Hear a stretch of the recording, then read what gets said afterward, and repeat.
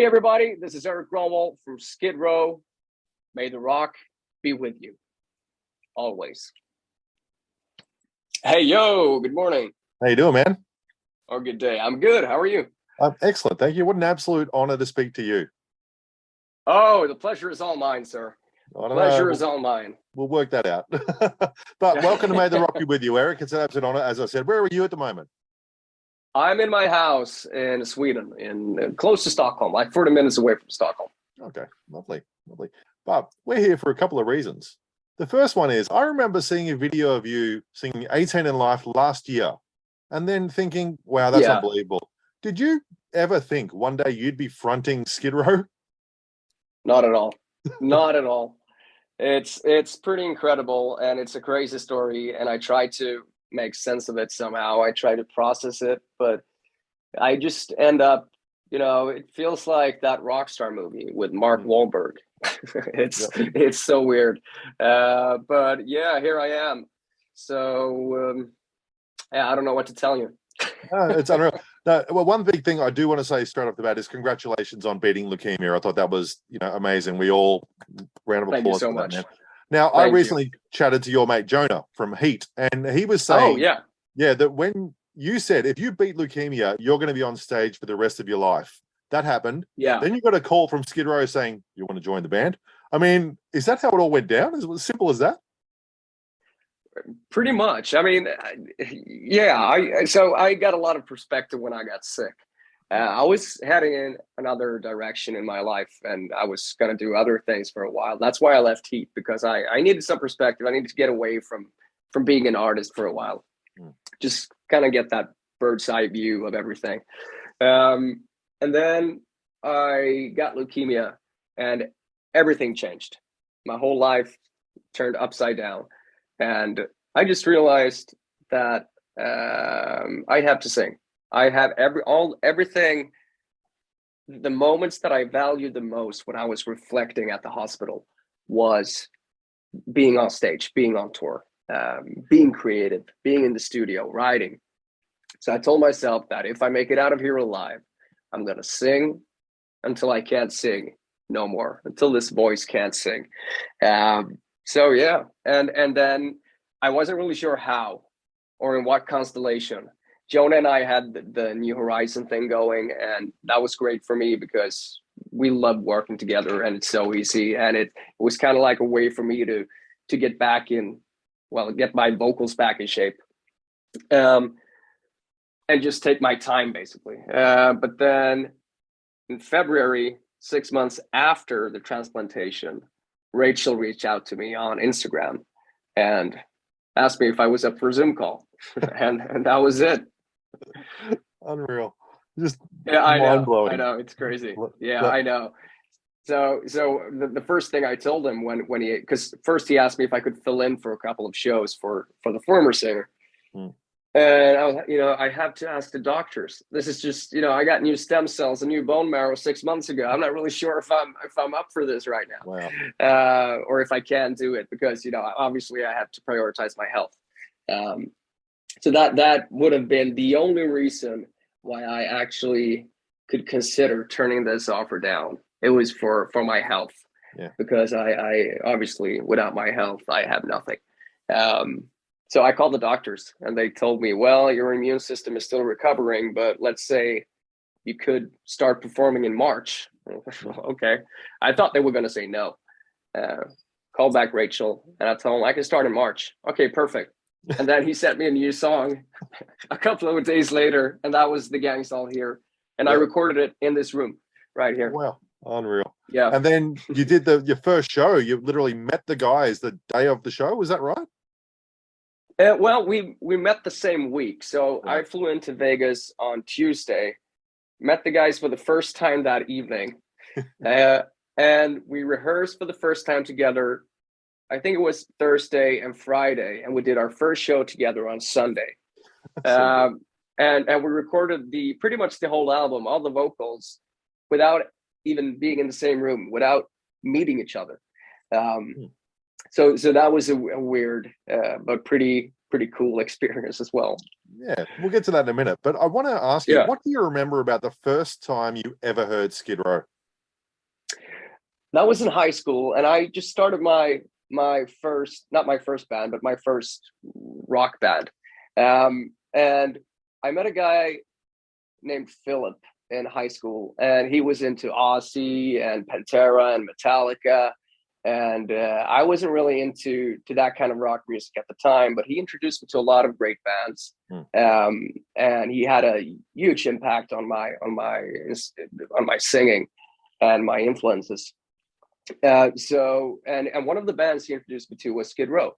So we used to rehearse Youth Gone Wild and 18 and Life when we warmed up before playing our own music, which kind of sucked.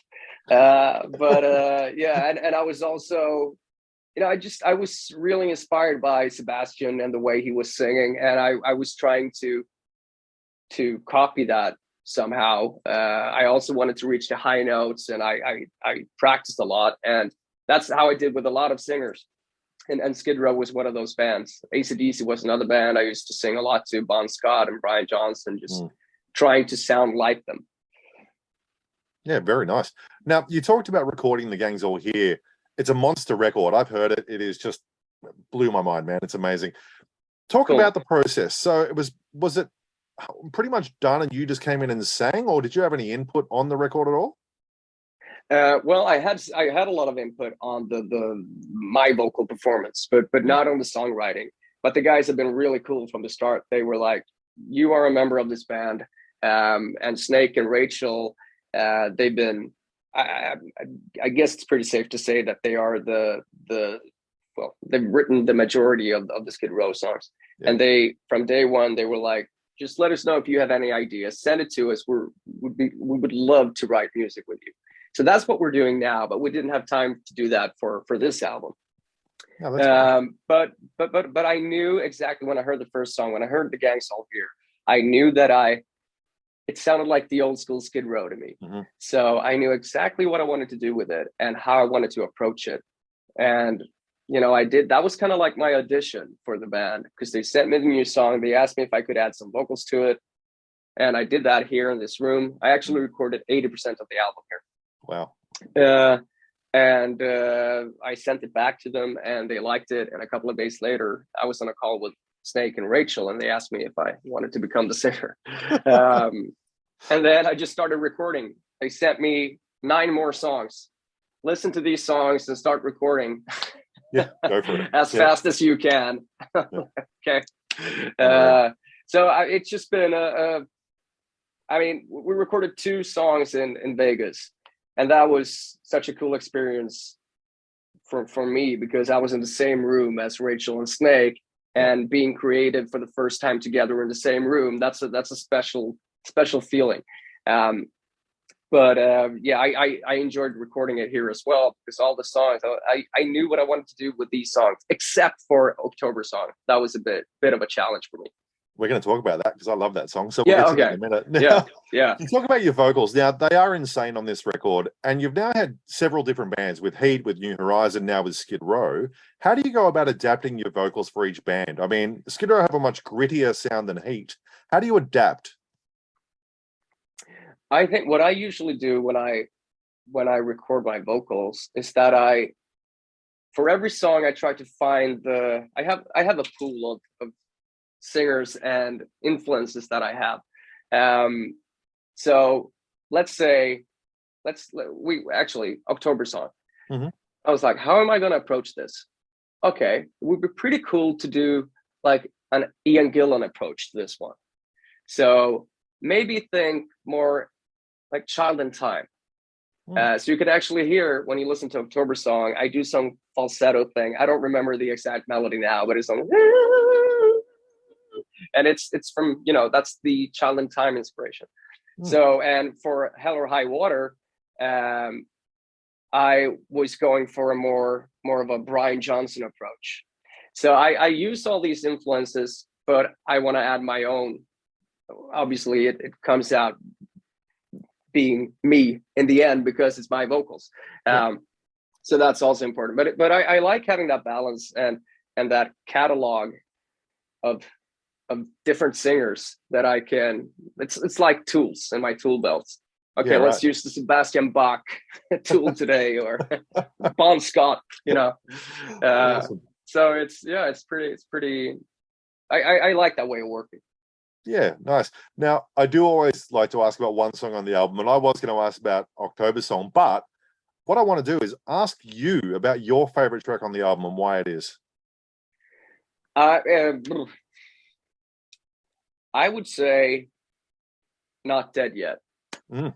And I know this song has a completely different meaning to Rachel. I think he wrote the lyrics. But when I first heard it, I got into the mindset of singing the song to death because of everything that happened last year. So I'm not dead yet, but you sure gave it a good try. I think I say something like that at the end of the song. You gave it a good try, but I'm still here. You will get me eventually, but I'm not dead yet. So very nice. That song has has a lot of. It's very powerful and somewhat. I mean, it's pretty emotional as well. But it's weird to say that because it's a very energetic song. But I also think it has all the old school Skid Row elements. So you got the rock and roll and the punk element that I always liked about Skid Row, which is mainly thanks to Rachel, I think. I think very much so, especially that when they did the Beside Ourselves EP, that was just straight up punk. That was awesome. Yeah, exactly. Yeah. Now, we have to talk about the naysayers because Skid Row have their fair share of vocalists over the years. Obviously, people always with it's not Skid Row if it's not Sebastian. This record's going to change their mind. I'm telling you right now. What is your message to those people? I mean, I understand that fan perspective because if I, I'm a fan myself. And let's say when I listen to AC/DC, I love Brian Johnson, but I prefer the Bon Scott era. So we all have these preferences and singers that we like more, and we always want what we can't have. I would love to see Queen with Freddie, but that's not going to happen. Rest in peace. So I think I understand their perspective of things. But I also I know that people have contacted me on Instagram, direct messaging me, apologizing for judging me too quickly. And they've been saying, I was wrong. I love this. I'm so sorry for being a hater. And, turning haters into believers, that's probably the ultimate compliment that you can get. So I want to say this. I understand your perspective. And I really appreciate when people can say that they are wrong. Give it a shot. If you don't like it, that's okay. If you like it, fuck yeah. Perfect. I feel like you've practiced that. Now, of course, Skid Row are headed back to Australia this December. Your second time in Australia, I believe. You've come acoustically. That's the only time you've ever been? Yeah.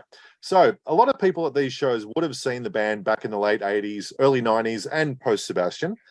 The Skids did a tour here with Guns N' Roses in 1993 to play to 80,000 people 2 nights, Sydney and Melbourne.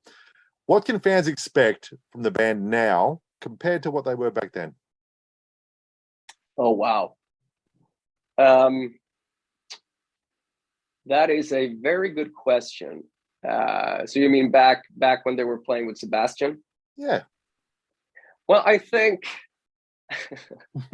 I think that we might be enjoying ourselves a bit more now because there's a good chemistry in the band. I didn't say that. Well, I did. No, I mean, it's so hard for me to I love the old school Skid Row. I have nothing but good things to say about the band. I know they've had their challenges internally, and we just have such a good vibe now. And we enjoy every moment off and on stage together. And I think that's also something that the audience will notice. we are having a good time, and that will the audience will also have a good time. So as long as we are enjoying what we're doing, the audience will enjoy the show. So I think that will be pretty obvious to anyone coming to the show that, wow, these guys are really having a good time. Excellent. Oh, I can't wait. I'm looking forward to it. There's only a handful of tickets left, so it's going to be a really good time. Oh, okay, that's cool. That's cool. Yeah, I can't wait to come back. I was just there for a couple of days when I did the acoustic show. That was with Jonah. I think it was 2016, 15. Something like yeah, something like that. Yeah. But I hear it's going to be pretty warm. It will be. It's summer. It's going to be good. Now, the catalog, because obviously you can sing like a mofo. Now, are there any songs in the catalog that you haven't played live yet that you really like to add to the set and perform? Yeah. So, Quicksand Jesus is one of the songs. Riot Act. Oh, yeah. It's a cool song that I would like to add. I would also like to add, because when I joined the band, I discovered a few new songs and rediscovered some songs that I liked in the past. And the Thick Skin album is such a great album with many great songs. And See You Around is a song that I would like to perform. And Ghost is a great song. So I would prefer to have something from every album. But it's going to be very hard to get, because with such a big catalog with so many great songs, I think I also have the fan perspective, so I know what the fans want to hear. But we want to add a few new songs as well. So I think we got to add the most obvious choice is to add the singles first. So Tear It Down, Gang's All Here, and the third single is going to be Time Bomb. Oh, tune. Great song. Yeah. Right. Yeah, cool. Yeah. But what about, now I'd love you to add in, I don't know if they don't do much from Subhuman Race. I'd love to hear My Enemy or Breaking Down. They would be two great songs. Yeah, absolutely. And also I like Beat Yourself Blind. Oh yeah. And Medicine Jar could be pretty cool as well. Yeah. I'm sure I'm gonna ask the guys, because I'm not really sure what worked with the audience back in the day, or so we'll probably play the songs that they have a very good experience with live. So we'll see, but great songs. Yeah. Did you ever get a chance to see the band live back in the day? No. Wow. Unfortunately not. Wow. Yeah. I mean, I've only been listening to the albums. Yeah. No, fair enough. A couple of times. Yeah. So you got to see the band live the first time you were in it. Yeah, that's true. I didn't realize that. That's pretty cool. That's awesome. Mind-blowing. Now, let's look back over your career, because it can be very easy to say what can change over a certain amount of time. But what's the one thing that's always remained the same for you? In my career? Yeah. I think a lot of my values it didn't change that much when I got sick, but they intensified in many ways. Something that has always been with me, I guess, is the fact that I really value waking up every day, being able to do what I want with my time. And, I did this for a lot of years without making any money. If I was in it for the money, I wouldn't be here doing this now. So I think I still have that. I was telling Scotty and Rob one morning when we had breakfast, I was like, it's so weird because I'm out here having a good time. And then I get home and I realize, oh, I can send an invoice. It doesn't really feel like you're out working.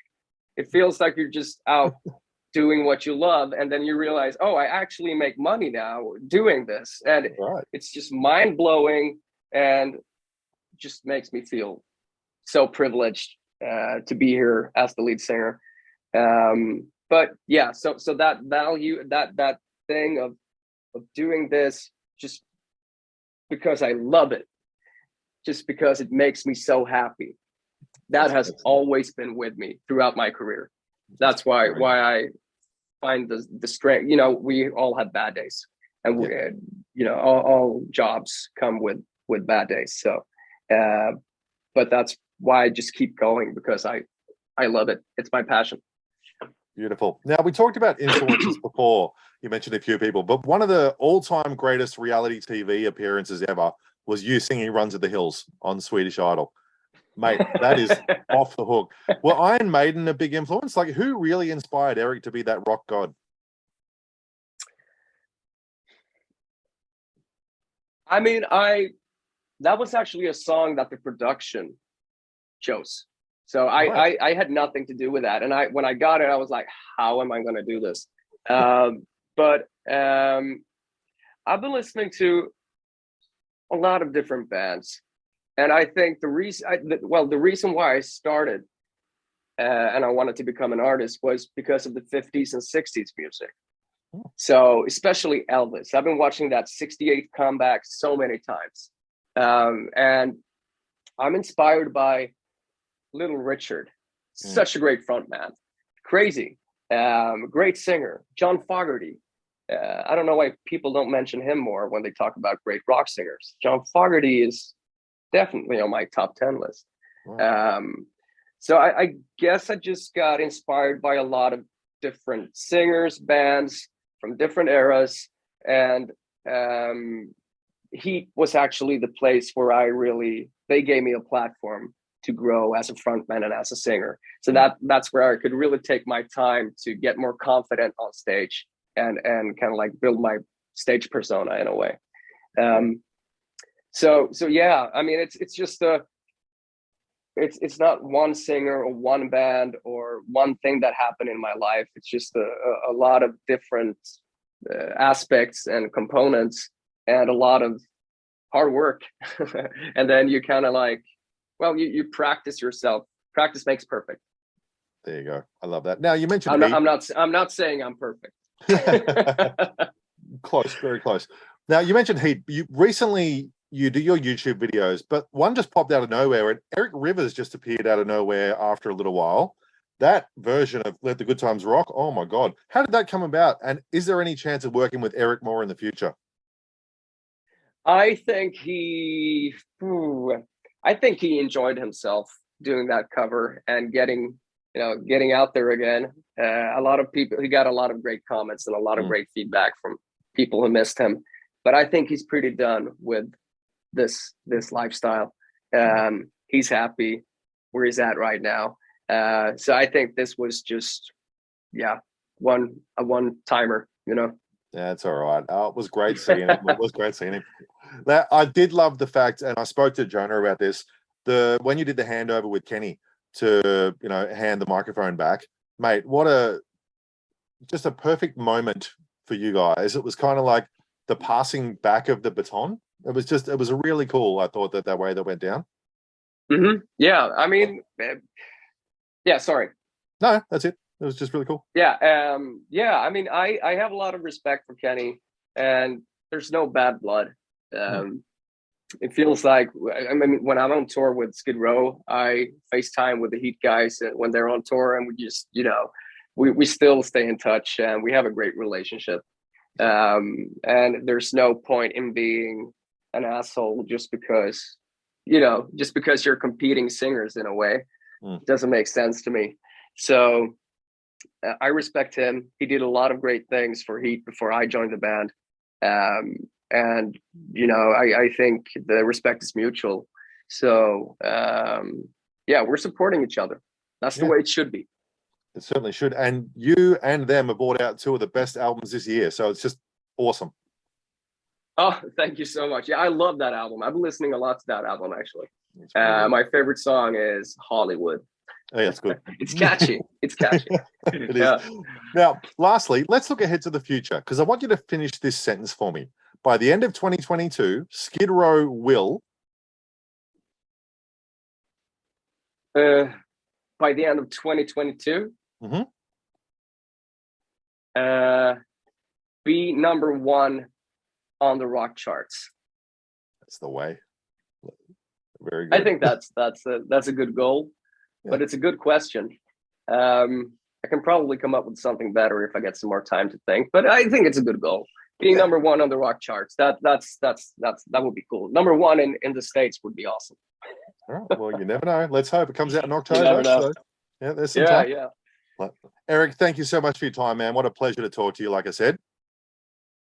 Pleasure is all mine. Thank you so much for having me. I'll see you in Sydney, mate, in December. Best of luck. Cool, man. Thank See ya. you. Take care. Bye. Bye.